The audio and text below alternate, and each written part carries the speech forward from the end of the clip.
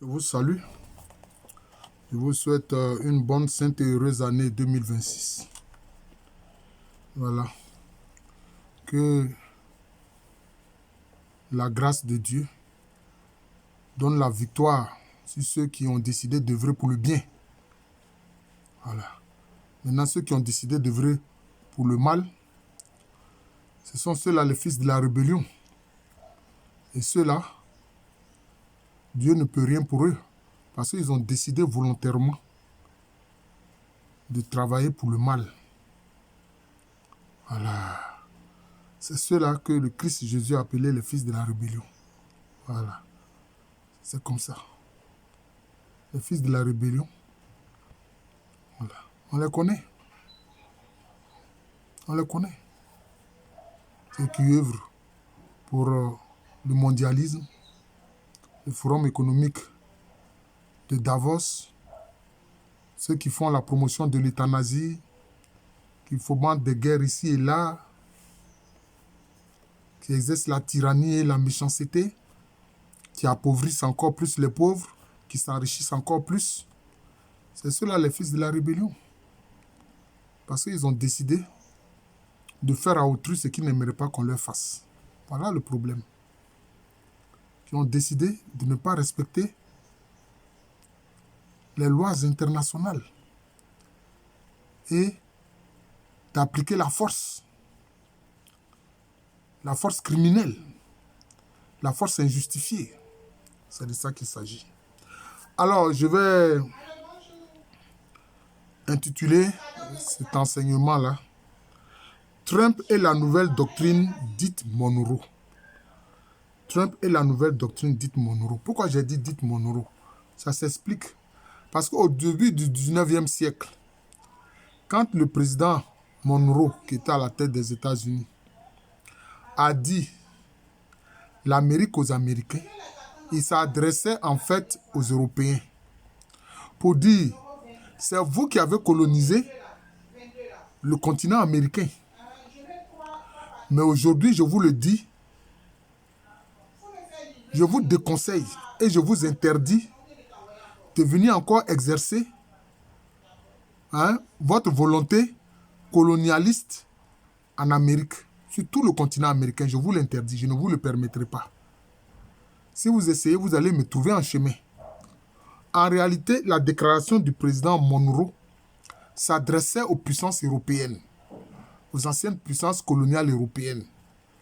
L'Angleterre, la France, le Portugal, l'Espagne, les Pays-Bas.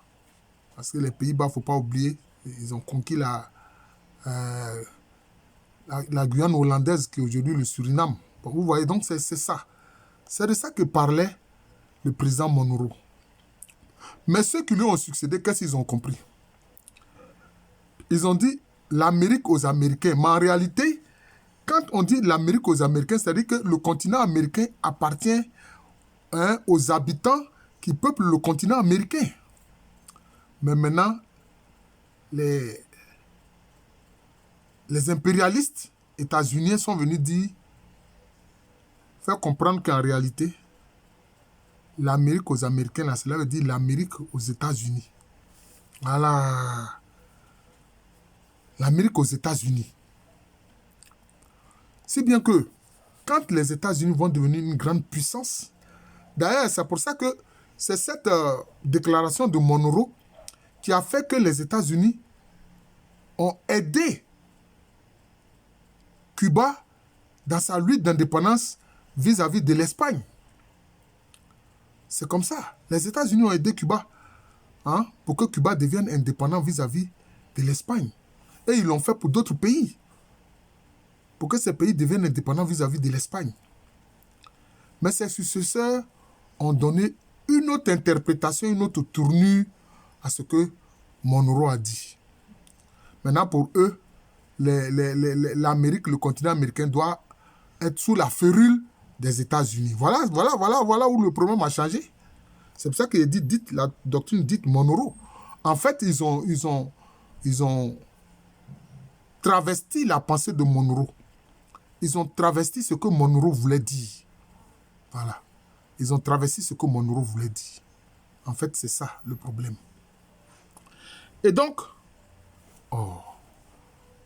maintenant, Trump, qu'est-ce que lui veut? Parce qu'on a vu cette orientation autre que des successeurs du président Monroe ont eu à faire. C'était pourquoi? C'était pour exercer maintenant je peux dire, une véritable tyrannie des États-Unis sur le continent américain. Vous comprenez? Non seulement à travers son armée, à travers ses services secrets, notamment la CIA, et puis à travers ses multinationales. À travers ces multinationales. Combien de fois la CIA n'a pas aidé la United Fruit à faire des coups d'État violents en Amérique centrale? C'est ce qui s'est passé. Quand un gouvernement se veut nationaliste et veut que les ressources du pays profitent aux populations, allez, la CIA, avec la CIA, bon, c'est un instrument de l'État américain, avec les multinationales, etc. Il faut un coup d'État. C'est des faiseurs de coups d'État. Les États-Unis, en Amérique, c'était un faiseur de coups d'État et ça n'a pas changé. Et regardez comment est-ce qu'ils ont fait le coup d'État au Chili contre le président Salvatore Allende. Avec un soutien au général Pinochet, qui a bombardé le palais de la Moneda, la présidence du Chili, où était le président Salvatore Allende. Ils l'ont tué comme un chien.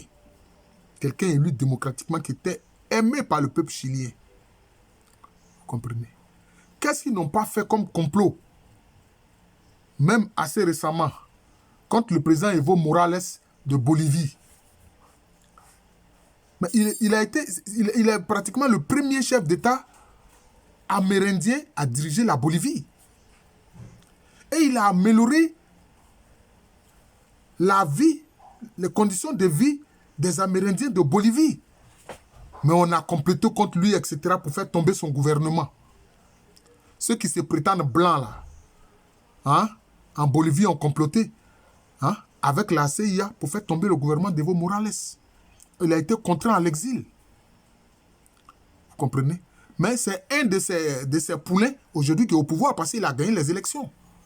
Qu'est-ce qu'ils n'ont pas fait contre Haïti? Qu'est-ce que les États-Unis n'ont pas fait contre Haïti? C'est ça, cette politique de la doctrine Monroe, très mal interprétée. C'est ça. Vous voyez? Contraindre même le président ici qui avait gagné les élections, qui est d'ailleurs lui-même un prêtre catholique, à quitter le pays. On l'a balancé quelque part en Afrique du Sud. Vous voyez? Maintenant, que fait maintenant Trump? Trump dit que lui, sa doctrine maintenant, c'est MAGA. Make America Great Again, c'est-à-dire faire des États-Unis un pays grand. Mais pour lui, ça consiste à relancer la doctrine Monroe telle que cela a été dévoyé par ses prédécesseurs. Vous comprenez? C'est comme ça qu'il vient toujours dans le mensonge accuser le Venezuela de faire du trafic de drogue. Et alors maintenant, qu'est-ce qu'il fait? Il commence à saisir des pétroliers. Il en a saisi 3. D'ailleurs, il a saisi un pétrolier qui battait pavillon panaméen. Et on a vu un homme politique important du Panama dire que non, c'est une très bonne chose. Tout le monde a ressenti ça comme de la traîtrise partout en Amérique latine. Comme de la vraie traîtrise. Et il a dit que non, comme ce sont les États-Unis qui ont fait le canal de Panama, que les États-Unis doivent en avoir le contrôle. Alors que ça appartient au gouvernement panaméen. Et tous les navires qui veulent passer là-bas peuvent le faire, y compris des navires des États-Unis, pourvu qu'on s'acquitte des droits. C'est tout. Mais non, lui, il veut en avoir le contrôle. Comme, en fait, aujourd'hui, on le comprend bien, il veut avoir le contrôle des ressources pétrolières du Venezuela, notamment les grandes ressources de Maracaibo. Vous comprenez? Et qu'est-ce qu'il fait?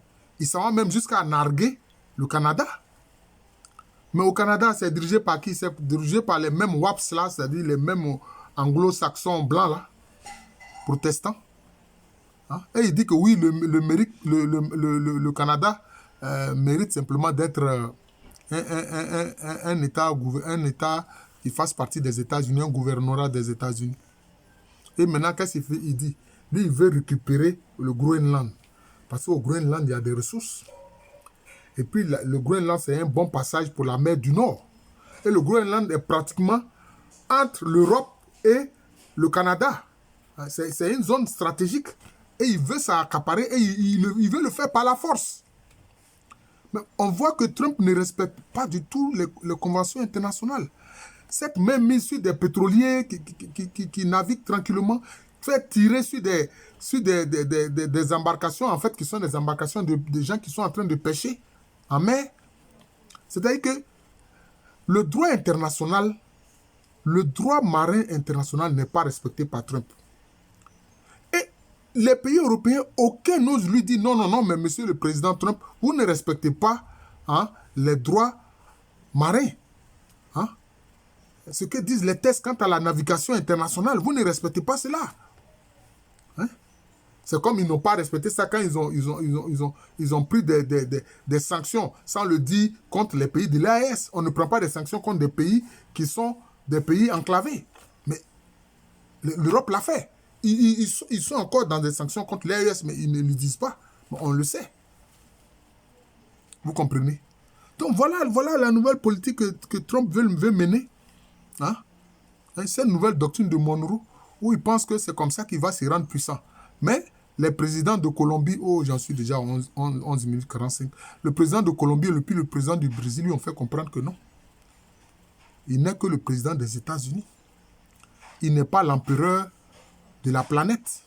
C'est ce que notamment le président Lula da Silva lui a dit, le président du Brésil lui a dit. Tu n'es pas l'empereur de la Terre, du globe terrestre. Non, tu n'es que le président des États-Unis. Donc, on voit que beaucoup de pays de l'Amérique latine sont arc-boutés contre Trump. Et ils sont prêts à en découdre contre les États-Unis. Et alors, je vais terminer par là. Mais devant cette menace contre la souveraineté des choses du Venezuela, mais la Russie a fait venir des armes et puis des instructeurs. Et la Chine défie en envoyant des pétroliers prendre le pétrole aux choses au Venezuela.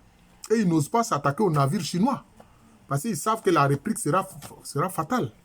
Vous comprenez? Donc voilà la mauvaise politique à laquelle Trump se livre. Il ne respecte pas le droit international. Comme on a vu, il allait tirer carrément, bombarder une région du Nigeria. Sans aucun mandat.